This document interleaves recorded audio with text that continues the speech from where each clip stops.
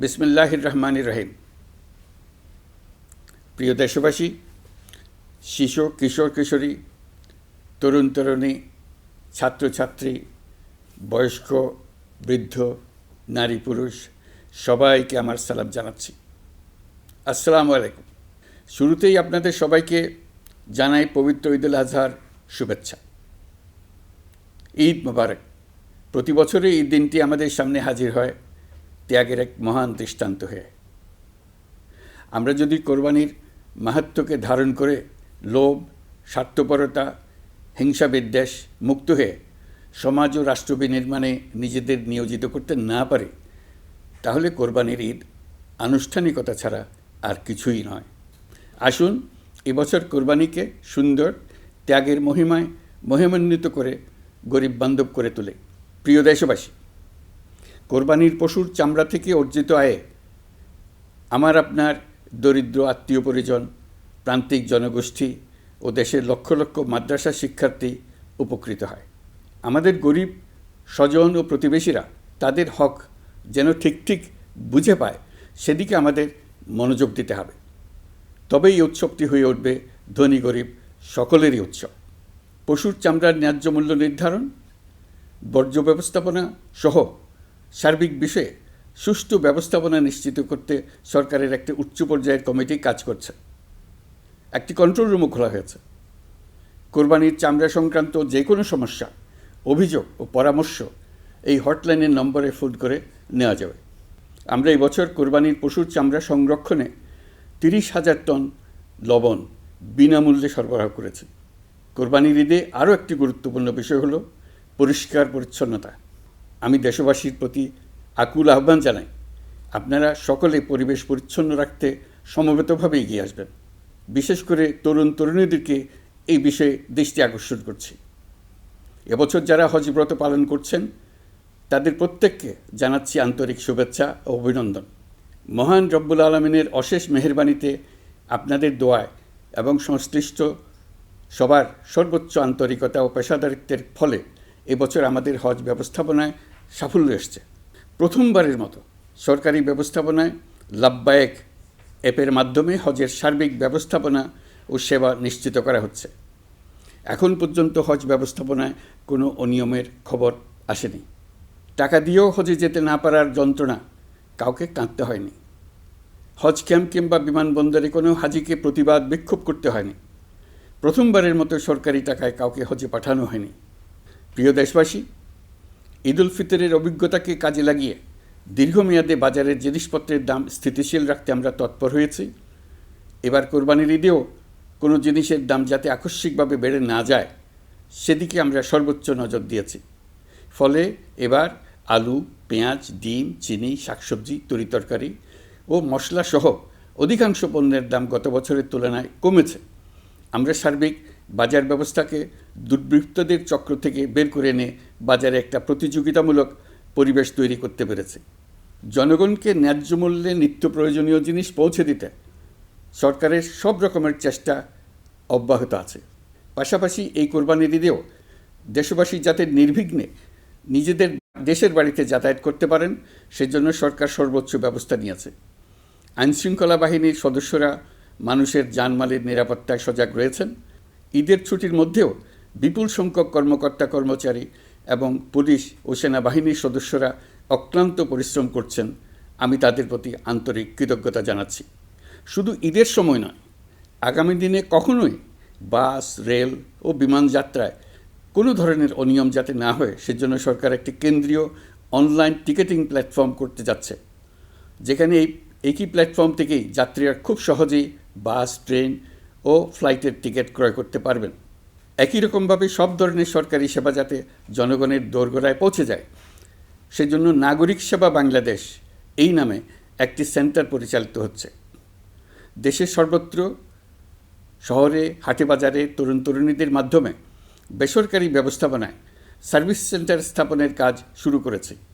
এটি ঢাকা শহরে কয়েকটি সেবাকেন্দ্রের মাধ্যমে শুরু হয়েছে। প্রশিক্ষণপ্রাপ্ত স্থানীয় তরুণ উদ্যোক্তারা নাগরিক সেবাকেন্দ্র থেকে সাধারণ নাগরিকদের এনআইডি, পাসপোর্ট, লাইসেন্স, পুলিশের কাছে জিডি করা, কর ফাইলিং করা সহ বিভিন্ন সরকারি ডিজিটাল সেবা দেবেন। এর ফলে দালাল চক্রের খপ্পর থেকে মুক্তি পাওয়া যাবে, নানা রকম হয়রানি ও ভোগান্তি কমবে বলে আমরা আশাবাদী। এই প্রজেক্ট শূন্য বাজেটে আমরা শুরু করেছি। দেশের বিদ্যমান অব্যবহৃত সম্পদ ব্যবহার করেই সামনে এগিয়ে চলা সম্ভব, এটাই আমরা বাস্তবে করে দেখার চেষ্টা করছি। আমাদের চেষ্টা হচ্ছে প্রতিটি মন্ত্রণালয় থেকে যতগুলি সেবা এর আওতায় আনা যায় সবগুলোকে নিয়ে আসা। আমরা চেষ্টা করছি যাতে শিশু জন্মগ্রহণ করা মাত্রই তার জন্ম সনদ পেয়ে যায়। ওটাই হবে তার নাগরিক স্বীকৃতি এবং রাষ্ট্র কর্তৃক তার দায়িত্ব গ্রহণের অঙ্গীকার। ওইখান থেকেই যাবতীয় সকল সনদ সে তার নাগরিক অধিকার হিসেবে ক্রমাগতভাবে সম্মানের সঙ্গে পেতে থাকবে। এক অফিস থেকে আরেক অফিসে তার দৌড়াতে হবে না, দালালের পেছনে মাসের পর মাস ঘুরতে হবে না। বিদেশ সফরে গেলে সেখানকার প্রবাসী বাংলাদেশিরা প্রায় আমাদেরকে সরকারি সেবা পেতে নানা রকম দুর্ভোগের কথা জানান। প্রবাসীদের জন্য বিদেশে তাদের নিজ নিজ শহরে আমরা বেসরকারি উদ্যোগে পরিচালিত নাগরিক সেবা কেন্দ্র স্থাপনের উদ্যোগ নিচ্ছি। সেখান থেকে তারা পাসপোর্ট নবায়ন, জাতীয় পরিচয়পত্র ইত্যাদি সংগ্রহ করতে পারবেন। এগুলো কঠিন কাজ, এগুলোকে কঠিন করা হয়েছে, কিন্তু এখন সরকারের অভ্যন্তরে সাহসী ও উদ্যোগী সিনিয়র সচিব এবং ডিজিদের সহযোগিতায় অন্তর্বর্তী সরকারের মেয়াদকালে আমরা এটা সমাপ্ত করতে বদ্ধপরিকর। প্রিয় দেশবাসী, আপনারা জানেন ঐতিহাসিক অভ্যুত্থানের পর এই সরকার যখন দায়িত্ব গ্রহণ করে তখন দেশের অর্থনৈতিক অবস্থা ছিল ভয়াবহ। ভয়ঙ্করভাবে যুদ্ধবিধ্বস্ত দেশের অর্থনীতিও এতটা খারাপ থাকে না যতটা খারাপ করে দিয়েছে 16 বছরের লাগামহীন লুটপাটতন্ত্র। আশার বিষয় হচ্ছে শুধু ব্যাংক নয়, প্রত্যেকটি আর্থিক প্রতিষ্ঠান এখন ঘুরে দাঁড়িয়েছে। জনগণের আমানত এখন নিরাপদ। অর্থনীতির অধিকাংশ সূচক ইতিবাচক ধারায় ফিরে এসছে। আমাদের অর্থনীতির ইতিবাচক ধারা বিদেশি বিনিয়োগকারীদেরকেও আকৃষ্ট করছে। বৈদেশিক মুদ্রার রিজার্ভ শূন্যে নেমে যাওয়ার ভয়ে পতিত সরকার বিদেশি ব্যবসায়ীদের আয় নিজ দেশে নিতে দিচ্ছিল না। আমরা সেটা নিরসন করেছি। বৈদেশিক মুদ্রার রিজার্ভকে ইতিবাচক অবস্থায় নিয়ে আসতে পেরেছি। এই অর্থ বছরে আমরা চেষ্টা করেছি এমন একটি বাজেট দিতে যা সত্যিকার অর্থে জনকল্যাণমুখী হয়।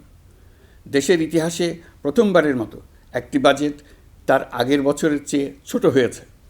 প্রবৃত্তিকেন্দ্রিক ধারণা থেকে সরে এসে আমরা চেষ্টা করেছি সামগ্রিক উন্নয়নের ধারণায় জোর দিতে।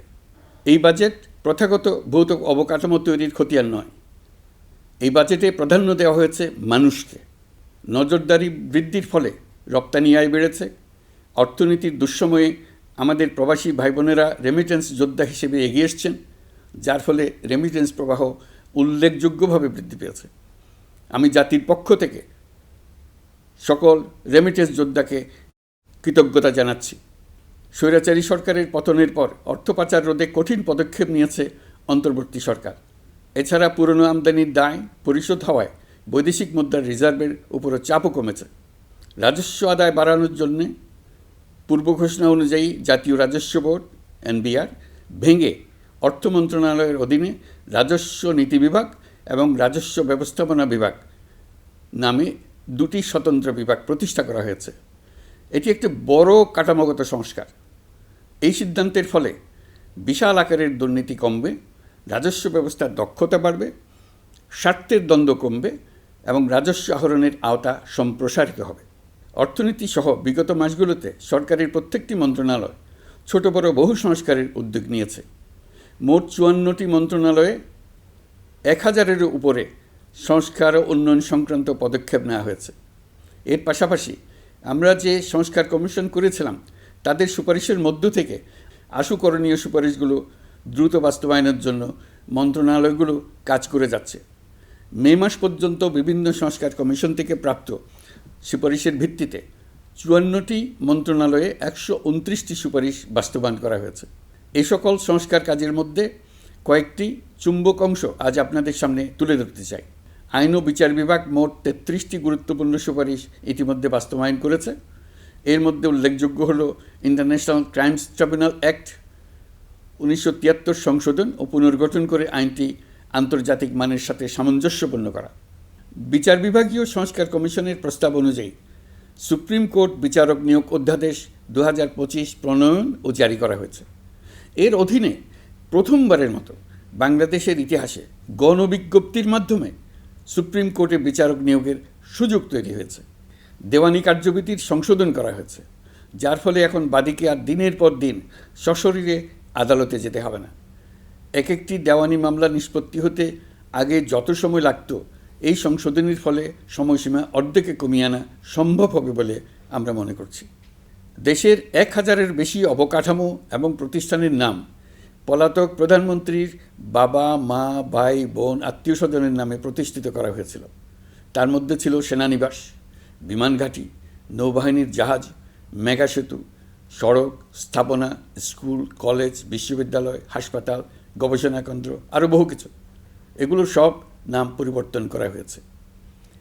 নারী ও শিশু নির্যাতন দমন আইন সংশোধন করা হয়েছে।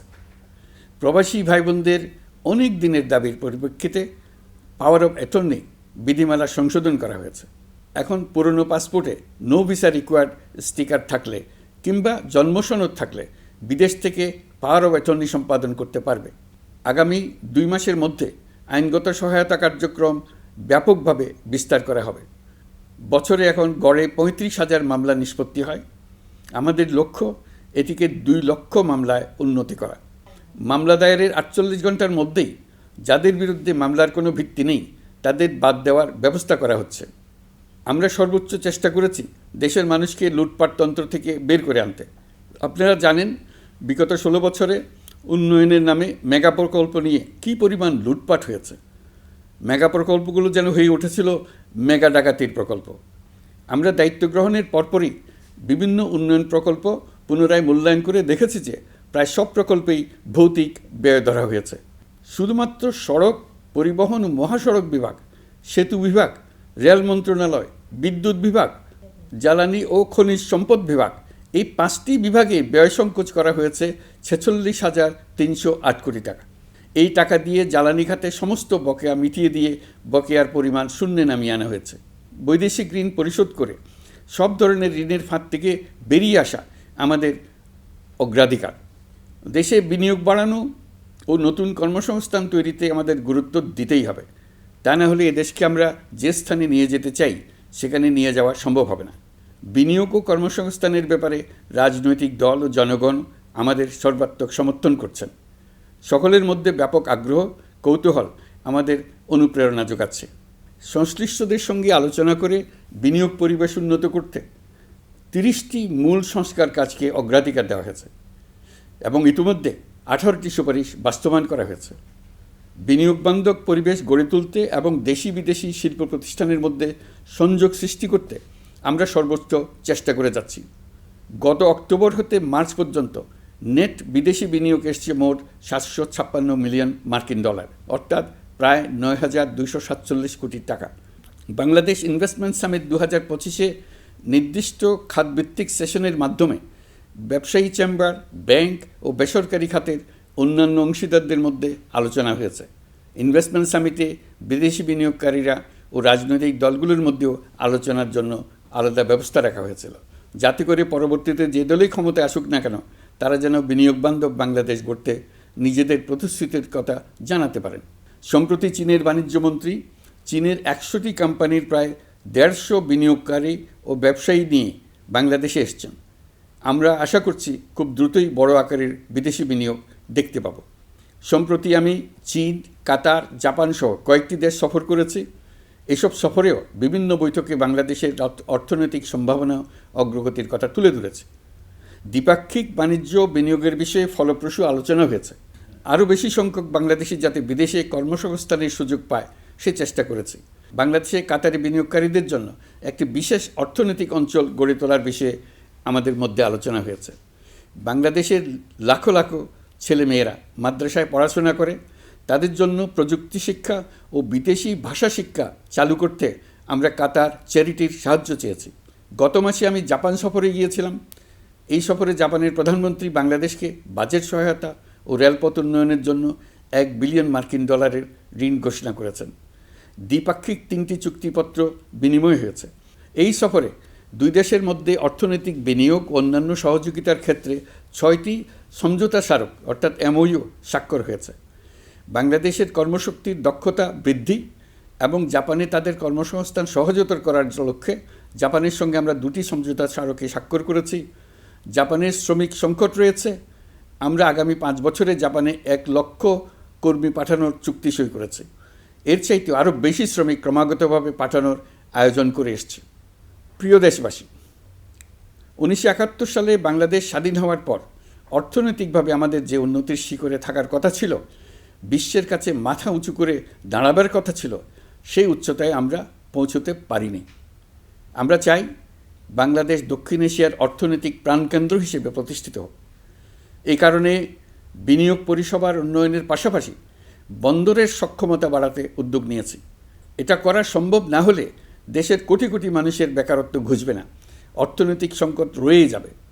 চট্টগ্রাম বন্দর নিয়ে অনেকের মধ্যে কৌতূহল তৈরি হয়েছে। মাঝে মাঝে এমন কথাও শুনেছি যে এই বন্দর বিদেশিদেরকে নাকি দিয়ে দেওয়া হচ্ছে।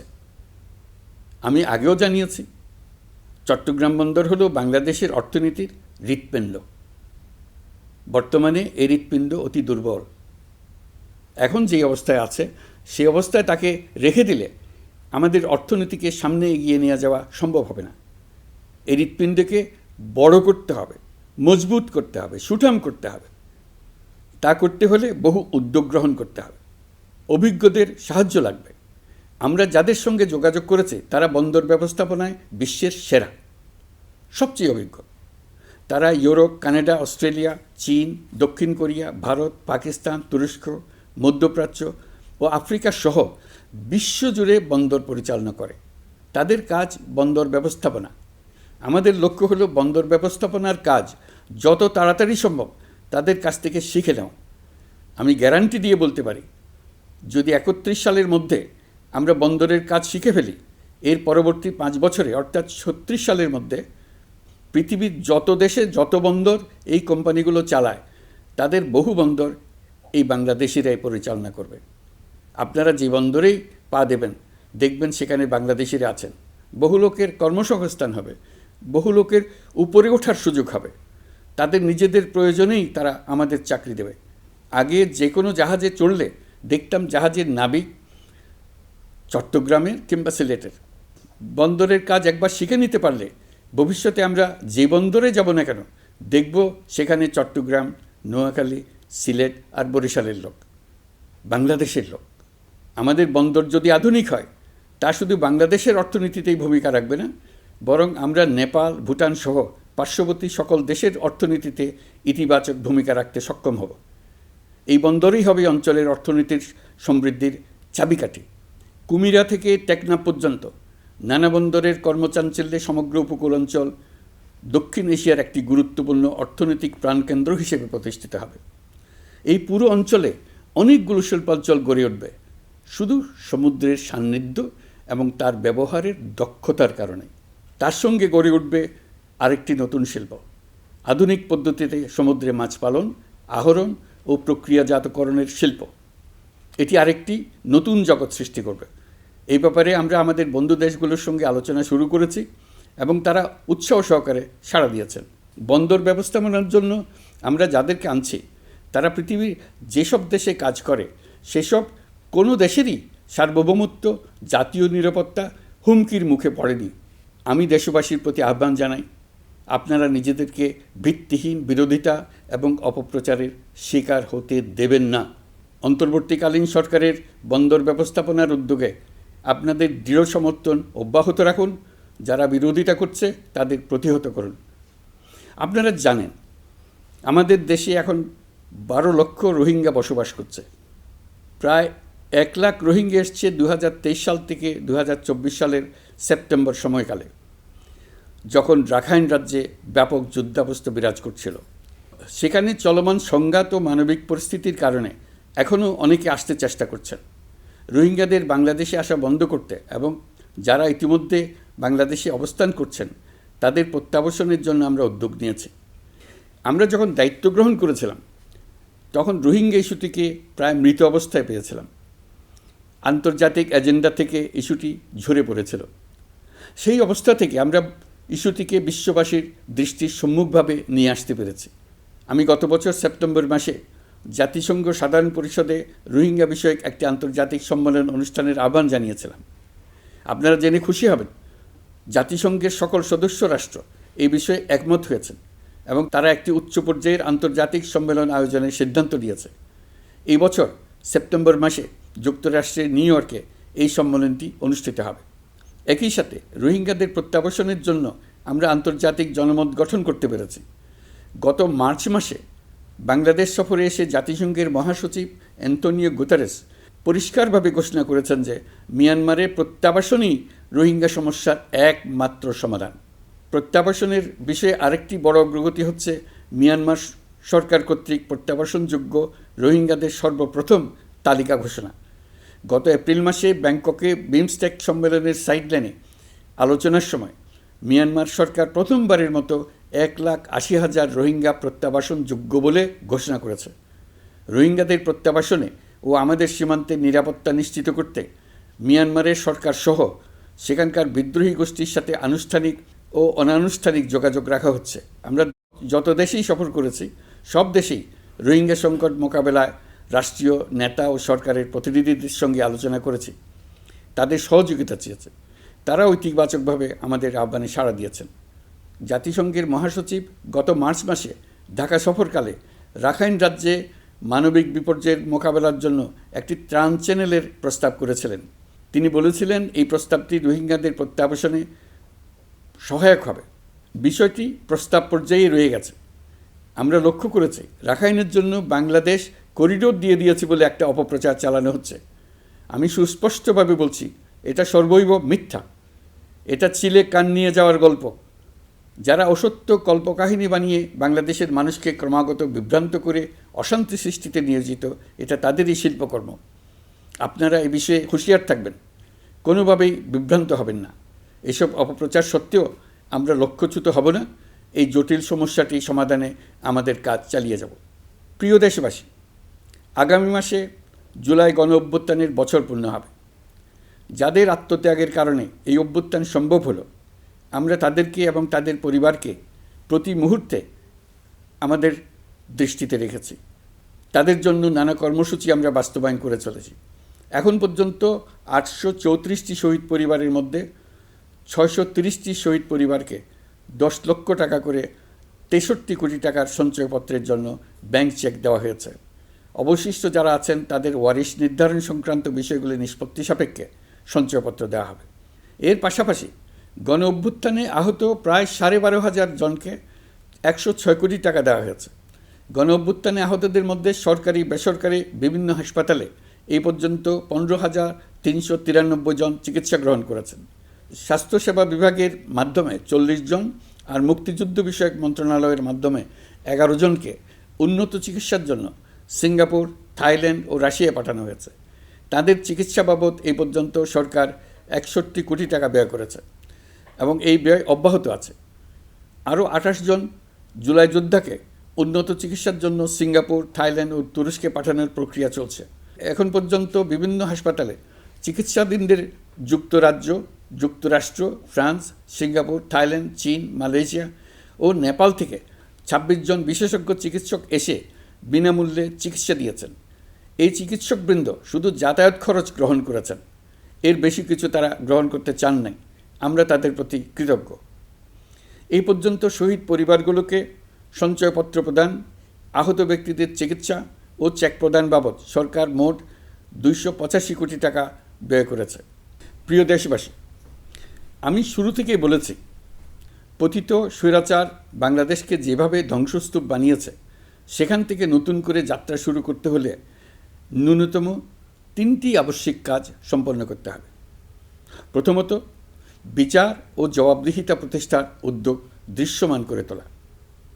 দ্বিতীয়ত, রাষ্ট্রের গণতান্ত্রিক পুনর্গঠন ও প্রাতিষ্ঠানিক কাঠামোর সংস্কার সাধনে প্রয়োজনীয় ঐক্যমত ও পথনকশা তৈরি করা।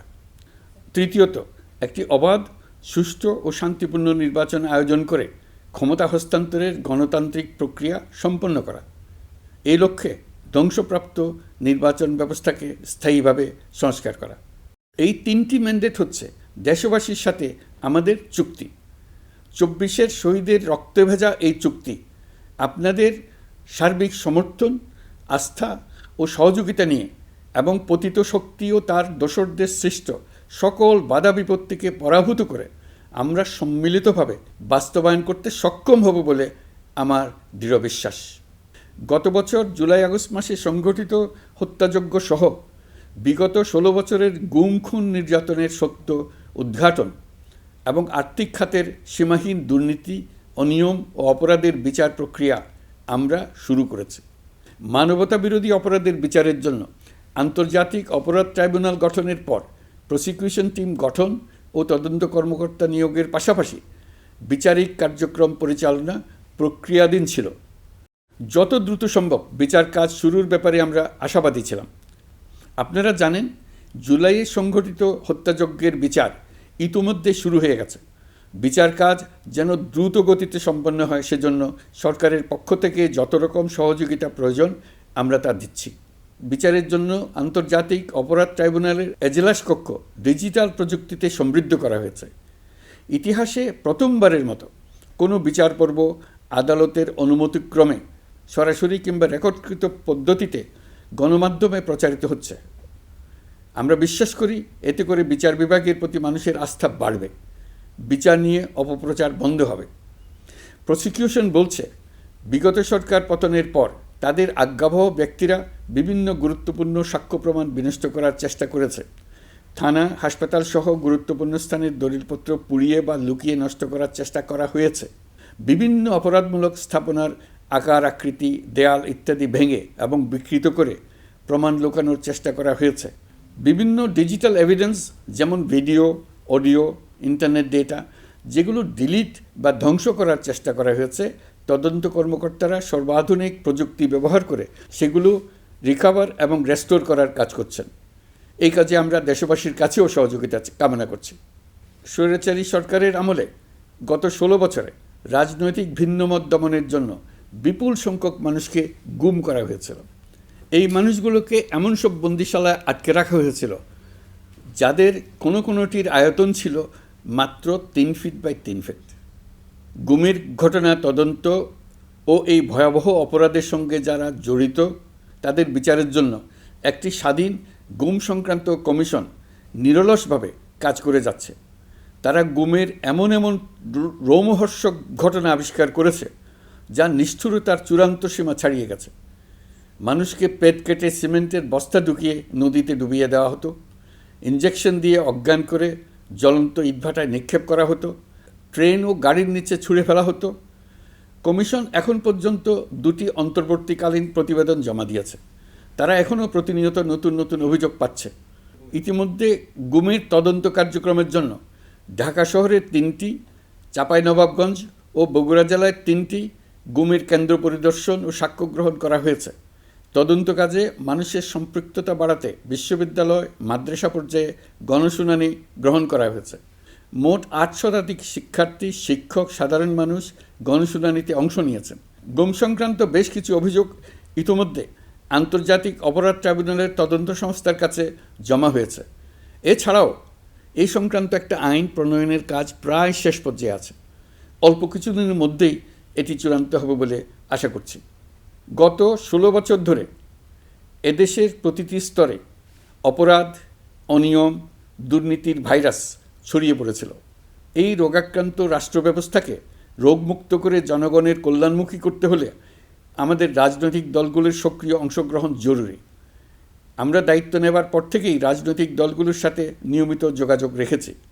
বিভিন্ন ইস্যুতে রাজনৈতিক নেতাদের সঙ্গে আলাদা এবং একত্রিতভাবে বৈঠক করেছি। সর্বশেষ গত মাসের শেষ সপ্তাহেও বিভিন্ন রাজনৈতিক দলের নেতৃবৃন্দের সঙ্গে আমি বৈঠক করেছি এবং চলতি সপ্তাহে জাতীয় ঐক্যমত কমিশনের 2য় পর্বের আলোচনা শুরু করেছি। সরকার পরিচালনায় তারা তাদের গুরুত্বপূর্ণ মতামত তুলে ধরেছেন।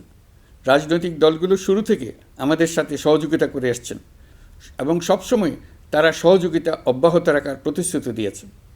প্রিয় দেশবাসী, আপনাদের নিশ্চয় মনে আছে জুলাই গণঅভ্যুত্থানে নেতৃত্ব অংশ নেওয়া শিক্ষার্থীরা একটি জুলাই ঘোষণাপত্র দেওয়ার কথা জানিয়েছিল। তারা আমাকেও সেখানে আমন্ত্রণ জানায়। আমি বলেছিলাম দেশের সকল রাজনৈতিক ব্যক্তিবর্গ, নাগরিক সমাজের প্রতিনিধি সহ অন্যদের সঙ্গে নিয়ে সকলে মিলে এই ঘোষণাপত্র দেওয়া ভালো হবে। এর পাশাপাশি আগামী জুলাই মাসেই সকল রাজনৈতিক দলের ঐকমত্যের ভিত্তিতে একটি জুলাই সনদ প্রস্তুত করে আমরা জাতির সামনে উপস্থাপন করতে পারব বলে আশা করছি। এই জুলাই সনদ হলো একটি প্রতিশ্রুতি, একটি জনকল্যাণমুখী রাষ্ট্র নির্মাণের জন্য সংস্কার কমিশন যে প্রস্তাবগুলো দিয়েছে সেগুলোর মধ্য থেকে রাজনৈতিক দলগুলো যে কয়টিতে একমত হয়েছে তার তালিকা থাকবে এই সনদে। জুলাই সনদে স্বাক্ষর করে তারা জাতির কাছে সেগুলো বাস্তবায়নের অঙ্গীকার করবে। জুলাই সনদ অনুযায়ী আশু করণীয় সংস্কার কাজগুলো আমরা বাস্তবায়ন করতে প্রতিজ্ঞাবদ্ধ। বাকি অংশের বেশ কিছু কাজও আমরা শুরু করে যেতে চাই। আশা করি অবশিষ্ট অংশ পরবর্তীতে নির্বাচিত সরকারের মাধ্যমে বাস্তবায়ন অব্যাহত থাকবে। প্রাতিষ্ঠানিক সংস্কারের দৃঢ় প্রতিশ্রুতি বাস্তবায়নে আমাদেরকে দৃঢ়ভাবে এবং ঐক্যবদ্ধভাবে এগিয়ে যেতে হবে। এর কোনো বিকল্প নেই। এর বাস্তবায়নের মাধ্যমে পুরো বিশ্বের কাছে দেশের নতুন ঐক্যবদ্ধ ভাবমূর্তি তুলে ধরা যাবে। বিশ্বব্যাপী সবার কাছে জাতি হিসেবে বাংলাদেশের শক্তি সম্পর্কে স্পষ্ট ধারণা তৈরি হবে। ঐকমত্য কমিশন গঠন করা আমাদের একটি দুঃসাহসিক উদ্যোগ ছিল। অন্য কোনো দেশে এমন কোনো নজির নেই। এর মাধ্যমে আমরা জাতি হিসেবে রাজনৈতিক গভীরতার সন্ধান পেয়েছি। রাজনৈতিক ঐক্যে পৌঁছার জন্য ঐকমত্য কমিশনের সঙ্গে সকল দলের দলগত প্রস্তুতি, ঘণ্টার পর ঘণ্টা কমিশনের সঙ্গে ঐকান্তিক আলোচনা, জাতীয় লাইভ টেলিভিশনের সামনে সকল দলের ঐকমত্যে পৌঁছার একান্ত প্রয়াস আমাদের রাজনৈতিক ইতিহাসে স্মরণীয় হয়ে থাকবে। এই কমিশনের চেয়ারম্যান হিসেবে আমি সকল রাজনৈতিক দলের কাছে তাদের সীমাহীন ধৈর্য এবং কমিশনের প্রতি তাদের সহযোগিতা এবং সৌজন্য প্রকাশের জন্য জাতির পক্ষ থেকে ধন্যবাদ জানাচ্ছি। আশা করি আমাদের অসমাপ্ত কাজ সমাপ্ত করে শিগগিরই পূর্ণাঙ্গ জুলাই সনদ তৈরি করে জাতির জন্য একটা নতুন পথ নির্দেশনা রেখে যেতে পারব। এই কমিশনের অভিজ্ঞতার মাধ্যমে দেশের যে নতুন রাজনৈতিক সংস্কৃতি গড়ে ওঠার সম্ভাবনা দেখা দিয়েছে, আগামী নির্বাচনের মাধ্যমে যদি সেটা বিকাশমানভাবে স্থায়ী রূপ দিতে পারে তাহলে আমরা ভবিষ্যতের সকল রাজনৈতিক সংকট মোকাবেলা করতে সক্ষম হব। সকল প্রস্তুতি সমাপ্ত করে দেশের সকল মানুষের, কিশোর কিশোরী, তরুণ তরুণী, ছাত্রছাত্রী, কৃষক, জেলে, গৃহিণী, দিনমজুর, শ্রমিক, ব্যবসায়ী, পেশাজীবী, শিল্পী সবাই মিলে চেষ্টা করে একটা সুন্দর নিখুঁত নির্বাচন আয়োজন করে নতুন বাংলাদেশের দৃঢ় ভিত্তি রচনা করব। প্রিয় দেশবাসী, আমি জানি আগামী জাতীয় নির্বাচন কখন হবে সে বিষয়ে সিদ্ধান্ত জানার জন্য রাজনৈতিক দল ও জনগণের মধ্যে বিপুল আগ্রহ রয়েছে। আমি বারবার বলেছি এই নির্বাচন ডিসেম্বর থেকে আগামী বছরের জুনের মধ্যে অনুষ্ঠিত হবে। এই সময়ের মধ্যে দেশের নির্বাচন উপযোগী পরিবেশ সৃষ্টির জন্য যা যা করা দরকার সরকার তাই করছে। এখানে মনে রাখা জরুরি, বাংলাদেশ স্বাধীনতার পর থেকে যতবার গভীর সংকটে নিমজ্জিত হয়েছে তার সবগুলোরই প্রধান কারণ ছিল ত্রুটিপূর্ণ নির্বাচন। ত্রুটিপূর্ণ নির্বাচন প্রক্রিয়ায় বারবার ক্ষমতা কক্ষিগত করার মধ্য দিয়ে একটি রাজনৈতিক দল বর্বর ফ্যাসিস্টে পরিণত হয়েছিল। এই ধরনের নির্বাচন যারা আয়োজন করে তারা জাতির কাছে অপরাধী হিসেবে চিহ্নিত হয়ে যায়। এমন নির্বাচনের মধ্য দিয়ে যে দল ক্ষমতায় আসে তারাও জনগণের কাছে ঘৃণিত হয়ে থাকে। এই সরকারের একটি বড় দায়িত্ব হলো একটি পরিচ্ছন্ন, উৎসবমুখর, শান্তিপূর্ণ, বিপুলভাবে অংশগ্রহণের পরিবেশে একটি নির্বাচন অনুষ্ঠান করা, এমন একটি নির্বাচন আয়োজন করা যাতে করে দেশ ভবিষ্যতে নতুন সংকটে না পড়ে। এই জন্য সবচেয়ে বেশি গুরুত্বপূর্ণ হলো প্রাতিষ্ঠানিক সংস্কার। যেই প্রতিষ্ঠানগুলো নির্বাচনের সঙ্গে সরাসরি জড়িত সেগুলোতে যদি সুশাসন নিশ্চিত করা না যায় তাহলে ছাত্র জনতার সকল আত্মত্যাগ বিফলে যাবে। সংস্কার, বিচার, নির্বাচন এই তিনটি ম্যান্ডেটের ভিত্তিতে আমরা দায়িত্ব গ্রহণ করেছিলাম। সেই বিবেচনায় আগামী রোজার ঈদের মধ্যে সংস্কার ও বিচারের বিষয়ে আমরা একটি গ্রহণযোগ্য জায়গায় পৌঁছতে পারব বলে বিশ্বাস করি। বিশেষ করে মানবতাবিরোধী অপরাধের বিচার, যা কিনা জুলাই গণ অভ্যুত্থানের শহীদদের প্রতি আমাদের সম্মিলিত দায়, সেই বিষয়ে আমরা দৃশ্যমান অগ্রগতি দেখতে পারব। এতে আমাদের উপর আপনাদের অর্পিত ম্যান্ডেট ন্যূনতম হলেও বাস্তবায়ন করে যেতে পারব।